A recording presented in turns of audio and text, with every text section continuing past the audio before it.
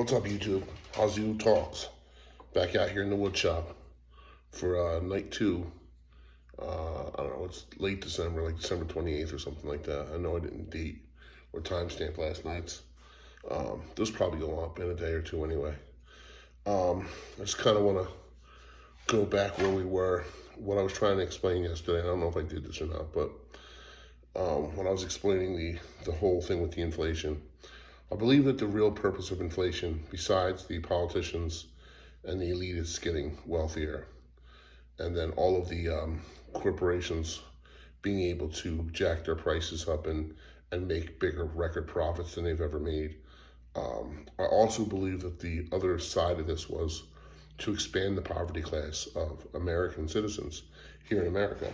You know, I mean, what really happened was, I mean, I'll give you an example. My very first decent paying job was as a restaurant manager slash chef. When I first got promoted to the executive chef of a restaurant that I worked in, my starting salary was $33,000 a year, and that was in 1999, around that, you know. And I don't want to speak that $33,000 wasn't a lot of money then. At that time period, I think that the poverty line was roughly around like $22,000 or $20,000 a year was the poverty line. So, you know, we were, if you will, considered lower middle class at that point. We were a family of three or four, me and my wife and my two daughters. And, you know, we were making modest income. And we went on to, we stayed there. I stayed there for about 10 years and slowly got raises and promoted and blah, blah, blah. And, you know, when I left there, I was probably making about $60,000 a year or whatever, which, you know, at the time for my age was pretty good. But it was like slave labor. If anybody who's been in restaurants for any length of time knows that kind of business, it's all nights, it's all weekends. It's every holiday. You never see your family. You don't watch your kids grow up. You miss your first steps. You miss teaching them how to ride a bike. You miss hearing their first words. You miss freaking everything. And I know that it was, you know, I did that through three of my kids. That's why I'm really blessed and feel thankful to be around, to own my own business now and be around for like my granddaughters growing up, seeing a lot more, you know, behind the scenes, if you will, with my granddaughters growing up than I ever saw with my own kids. And I feel blessed, and at the same time, I feel saddened that I missed all that with my own kids. But rant over, back to what I'm saying. In today's day and age, the poverty line has probably moved up to about $27,000 to $28,000. Anybody making below $27,000 to $28,000 up until about the year 2020 would have been considered in poverty. You know, but that was at a time when gas prices were $2 a gallon or $2.50 a gallon, and you know, and your stores, everything you could buy in a store was I'm gonna call it reasonably priced. I mean, there were some expensive things, but you know, meats all in all were affordable. Food was affordable. Clothing was relatively affordable. Fuel for your house is relatively affordable. Even rent, you know, rents. As you've seen inflation happen and everything go up in price, you've also seen a skyrocket in rents in the last 2 years, right? I mean, I know that there's a housing crash currently happening, so a lot of that's starting to come down. I guess thankfully for some and not thankfully for others, because there's a lot of people that are going to get hurt in this process. A lot of people who bought houses at the height of the market, whose houses are dropping in value, who are going to be flipped on them and whatnot, you know? A lot of people who bought properties to rent them out and were getting $2,000 or $3,000 a month for the last year or so, and all of a sudden people can't afford that right now, and jobs are laying people off. And I mean, you just watch this holiday season, right? There was no mass hiring at the mall. There was no mass hiring at the big box stores. Amazon didn't hire a whole bunch of drivers for deliveries. Blah blah blah. You know what I mean? There was more layoffs than anything. So you know that the world is hurting right now financially. The housing market's crashing. Inflation is still pretty high. Fuel prices are still pretty high. And wages really haven't moved that much, you know. So what they did is they took, if poverty, if I'm accurate, and I could be slightly off, and if anybody wishes to correct me, I'm always willing to listen and learn. But as I said, poverty was somewhere probably just a little under 30,000 2 years ago. And now with inflation and the way things cost and rent and all that stuff, there are people that are probably making $40,000 or $45,000 a year who are basically living as though they're in poverty. How can that be? Because this inflationary period and all of the shrinkflation and the housing market and the automobile industry and even student loans and even higher education, for the most part, has added to this. Everything costs more money, and so $45,000 you would have lived, relatively well 10 years ago. You could barely scrape by, and you're basically living in debt and using credit cards and shuffling bills around to stay afloat. Hoping that there's a big change, obviously, or somehow you're going to make more money, and and whatnot. Why would the government want to expand the poverty class? Real easy answer to that. They want people in poverty because they want people to need the government for subsidies and for help and for welfare, and create the welfare state and give people food stamps and give people WIC and give people health care and whatever else they need. Oh, fuck it. We'll give you cell phones as well. They don't even give people food stamps anymore. When I was a kid, we got fucking food stamps. I had to go to a store as a 13 or 14-year-old boy and fucking pay for food for my family because my mother didn't drive, with goddamn money that looked like Monopoly money, right? That was my childhood growing up. If you can imagine what it felt like to stand in that line and just be like, and be paying for food with this like Monopoly looking money, and everybody on the planet knew what it was when you were paying with it. And God forbid you're standing in line and you see somebody that you know from school or something roll up in line behind you or walk by you, and they see you with them little books of fake cash. You know what I mean? How humiliating that felt to be like a 14 or 15-year-old boy, young man, and be paying with that. And it wasn't through any fault of like my mom's or whatnot. I mean, she was dealt a shitty hand, and we rode with it and dealt with it the way that we had to. I'm just talking from my own personal experience, what it felt like, But the government wanted us. They wouldn't let us off, as a matter of fact. I remember, for instance, when I finally came of age and I was like 18 years old, and I finally had enough, and I was like, Mom, I'm getting a job. Like, I need to work. I need to be able to buy a car. I need to be able to pay my own car insurance so I can do the things that I want to do. I want to be able to buy my own clothes, buy my own shoes. I don't want to be living the way that we're living anymore. And my mom, being afraid to not do things the right way, she reported the income. And son of a bitch, don't you know that that Pennsylvania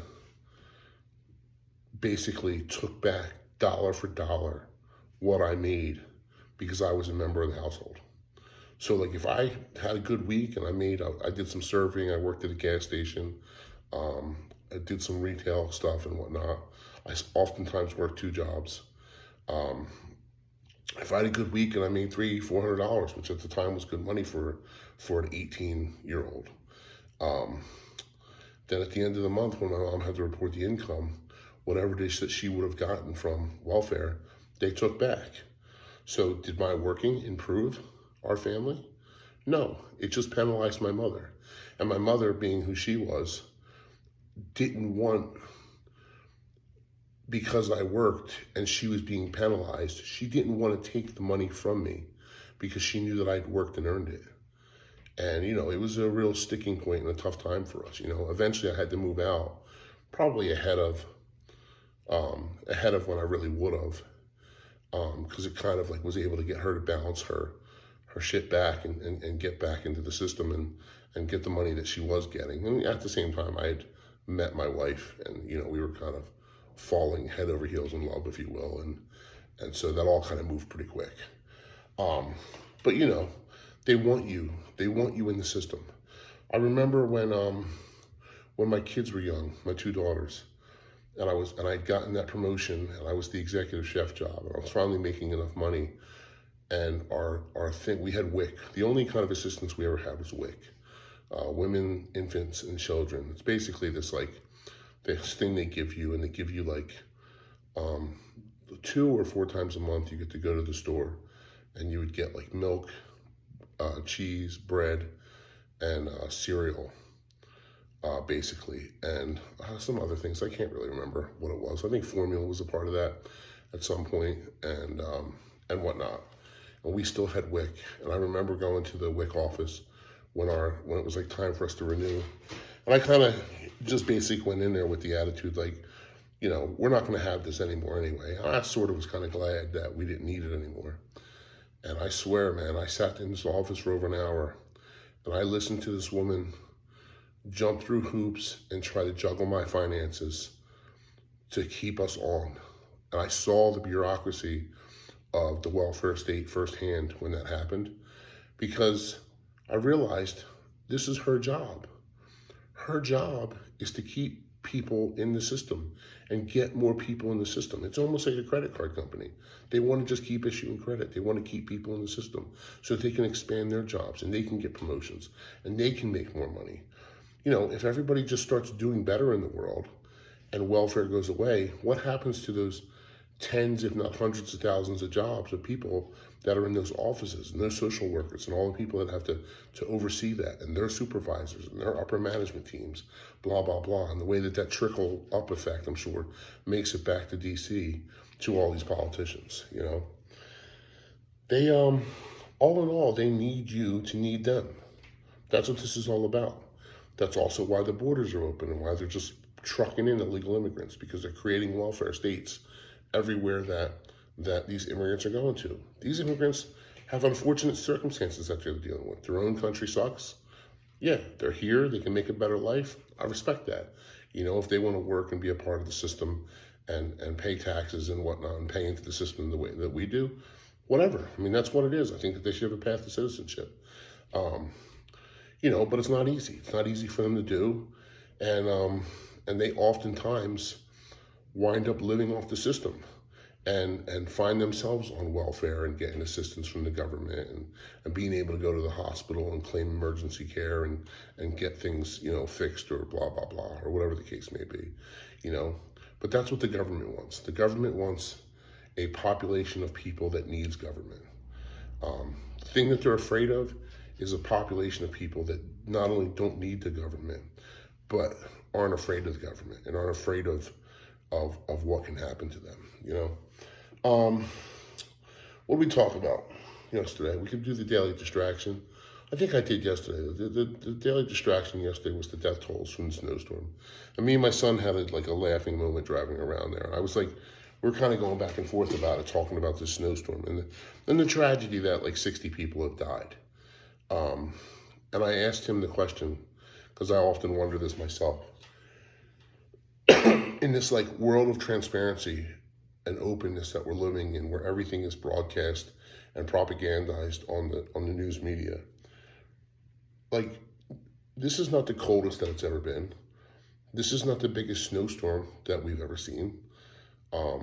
This is not the biggest cold snap that I think that we've ever seen. It's not the first bomba cyclone that we've ever had. Things happen. I don't remember in 1995 when my wife got pregnant with my daughter during the blizzard of 95, when some 20 inches of snow fell in Levittown and nobody could leave their houses. The emergency trucks and stuff couldn't even plow. There was so much snow on the ground. They had to wait. I think they waited 2 days to even go out there and try to do anything because of the amount of snow that we had. Did 60 people or even 30 people, like in Buffalo, did 30 people freeze to death in their cars? I don't think so, I can't really explain it. How do people fully clothed in their car, if the car's running, freeze to death? Were they out naked in their car with no gasoline and didn't bring the cell phone? I can't fathom. Or did it happen and people were dying and we just weren't aware of it? But now it happens, and it's so out there in the open that it gets to be used as propaganda and rolled out to the masses, and they can just harp on it, and then they can tie it into their agenda of climate change and whatever else we're talking about. But yeah, that's kind of like the daily distraction. And I think if you look at the news, that's where we're at with the daily distraction. I'm a big fan of the news ticker. I watch the news ticker in the morning. I sit at the table when I drink my coffee, usually holding one of my granddaughters, and I watch the news ticker because to me that's where the real news is. Anything that those puppets that are on TV, usually, it doesn't matter what news program you watch, but it's like they're all about the diversity, and there's nothing wrong with diversity. But I mean, it's so scripted. You're gonna have a white news anchor, male, usually a white female news anchor, and then usually a female person of color in the news. And then you're probably going to have definitely a female person who does the weather, usually a male who does the traffic. Oh shit. Yeah. Doing a video. Being. All right. Usually a male anchor who's doing the news, who's doing the what is that called? The traffic. And then they backfill it with whatever other diversity pieces they needed, depending on what's going on. You can bet your ass that if there's like a shooting or like a riot or something with Black Lives Matter or something that's anti-Semitic, then you're going to have somebody of Jewish descent, or you're going to have more African Americans this day, doing things. They just or when there was the whole people were hating Asians because of COVID and whatnot, there was a whole movement and they needed representation of the Asian culture on the everyday news. I mean, it's what they do, and most of America is too foolish to sit back and look and see what they're doing. It's all propaganda. And with that said, too, I talk about propaganda. I didn't know this. Something Bernays, his name was. He's considered the godfather of propaganda or something like that. Are you aware that the CEO of Netflix is the son is related to this guy, the something Bernays, the godfather of propaganda? I mean, is that a coincidence? The person who's probably going to take over all TV and television and whatnot is related to the person who taught the media how to propagandize the American public. It's interesting. It's I guess it's a coincidence, but next thing, I think I talked about this yesterday. Maybe I didn't because I said I had some notes. Drug bust. There was a drug bust with enough doses of fentanyl to kill every American man, woman, and child.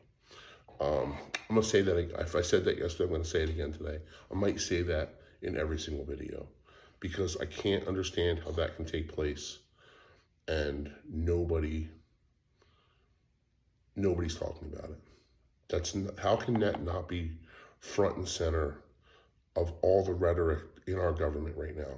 How can Mitch McConnell go on TV and say that the number one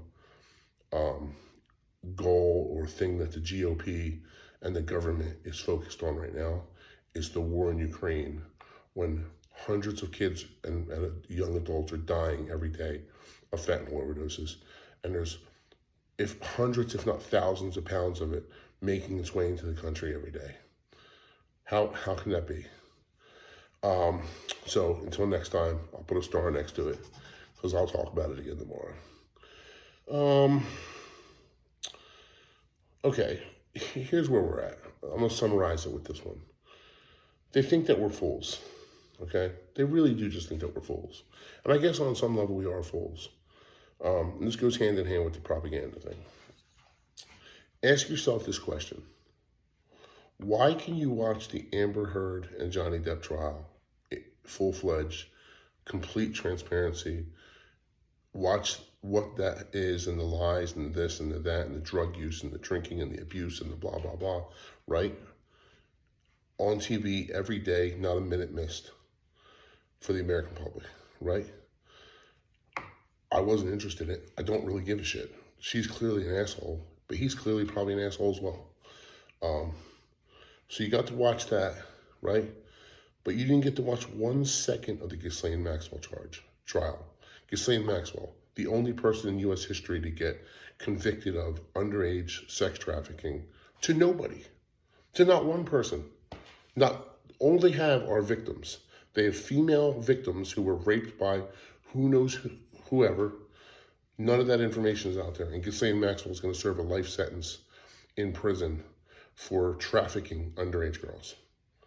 Oh, and Epstein is dead. Go figure, right? What else? You know what was interesting, I find? And this is going to play itself out.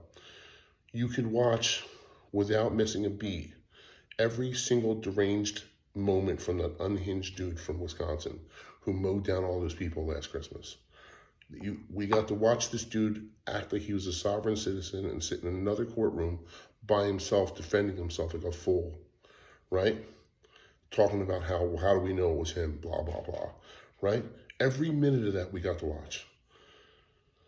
But not a peep from David DePape, the guy who supposedly, well, he probably did, hit Paul Pelosi in the head with a hammer, right? And as a matter of fact, I saw some news last night about this, that they released, they didn't release to us though, they played in the courtroom a 15-second excerpt, whatever it is, a 15-second clip of the police body cam footage. 15 seconds. Now, I don't know, there's court records. I think you can look it up to see how long the police were there, and they never shut their body cams off, right? They were probably there for at least 10 minutes. They recorded everything, but the only part of that, all of that evidence that was actually needed was 15 seconds, and the 15 seconds was the 15 seconds that the guy, DePape, hit Pelosi in the head with the hammer. Nothing else that happened or was said before that is relevant somehow in this case. They think that we're fools. All right, YouTube, that's all I got for tonight. I hope you enjoyed it. Getting a little emotional, kind of like you hope the new format. It's a little different than I was doing before. A little more emotion, a little more flair, if you will. But with that said, I'll see you tomorrow.